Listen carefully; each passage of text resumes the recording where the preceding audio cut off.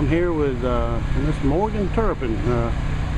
Tell us a little bit about yourself and what got you in East Alabama this weekend. Well, I'm 20 years old and I'm out of Memphis.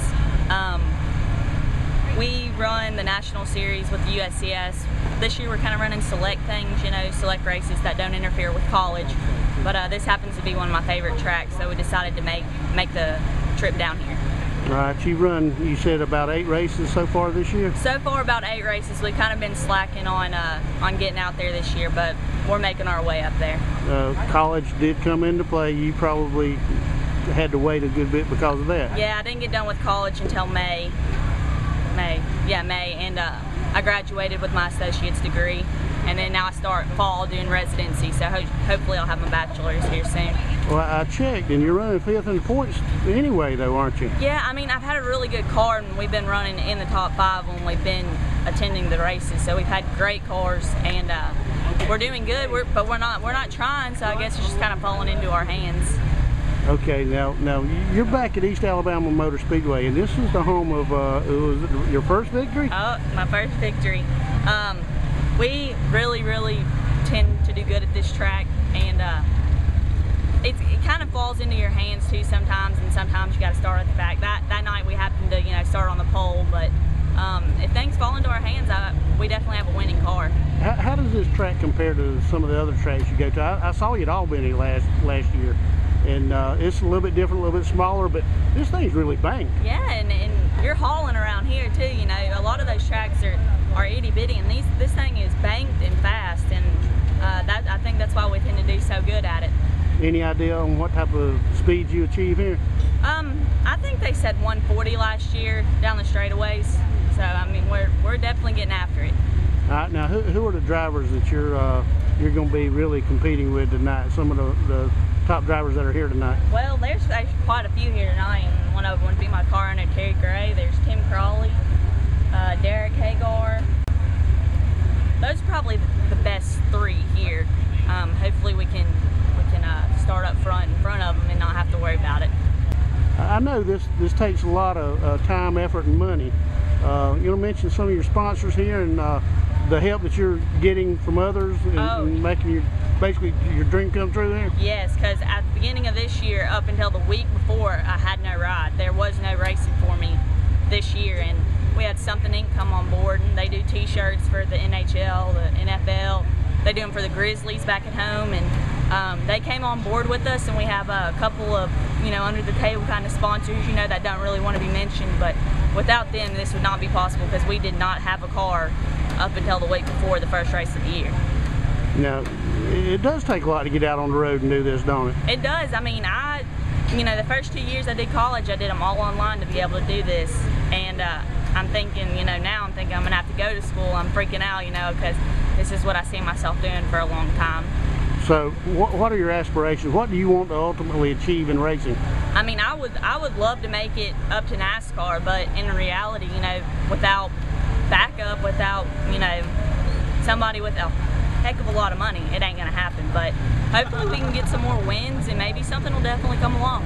Well, you keep getting those wins, top finishes, hopefully something will. Oh yeah, I'm praying. I pray every night. I go to school, you know, to always have a backup plan, so that's my #1 priority. Tell us a little bit about your education. I went to Southwest Community College back at home for teaching, and I got my associate's this past May. Then I started in fall doing my residency, which is like I'm going to start teaching, and I have roughly a 1.5 years left. And then I'll be teaching, and then I'm going to definitely get my master's to do guidance and counseling and American Sign Language. So I'm going to, you know, have that education, and maybe that'll look good on a resume too. Maybe try to get a couple sponsors. Something to fall back on now. Always. Now I know some other young people that are working toward basically the same goal that you are, and they're participating in some of the Drive for Diversity programs like that. Have you looked at anything like that? If I knew about it and I knew how to do it, I probably would. Our problem is you know, we're kind of funding this on our own. Like, it's not Dad, it's not Grandpa. It's kind of how I do determines, you know, if I get to race next week, and if my sponsors come around, you know, it's not somebody taking care of me if I tear up a race car, you know. So I really got to be careful sometimes, you know. I might put a car not put a car in a position that could potentially win, because I might wreck, but then again I might not, but I still can't take that chance, because if I have a wrecked race car, I'm not going to be able to race. And there's no guarantee that I'll be able to race next week, so I have to be careful and have to be smart about it. Okay. Now, who are the people that really support you in doing this? I know you got several that you'd probably like to mention. Well, Terry Gray, most definitely. He's my car owner, and 4 years ago, he came to me with a ride, and I took it, and he's been my best friend ever since. And then my mom and my stepdad are a really big part of it. They don't like to watch me race because it kind of scares them, but they really, you know, they get me through school and help me out when I'm at home. That way I can do this. How did you get your start in this? It was kind of in the family. You know, I was born into a racing family, and then I was like, I want to race go-karts. So I started in go-karts, and I'm thinking, you know, this is all it's going to be. How old were you then? 10. 10, okay. I was 10 when I started racing go-karts, and then at 13 I went to 305 wingless cars. I only did that for probably like a year and a half, and then we went to 360s, and we've been doing that ever since. Okay. You mentioned earlier that your family's very concerned about the danger involved in this, and we saw what could happen up in Bloomington, Indiana a couple of weeks ago. Yeah. How does that affect you?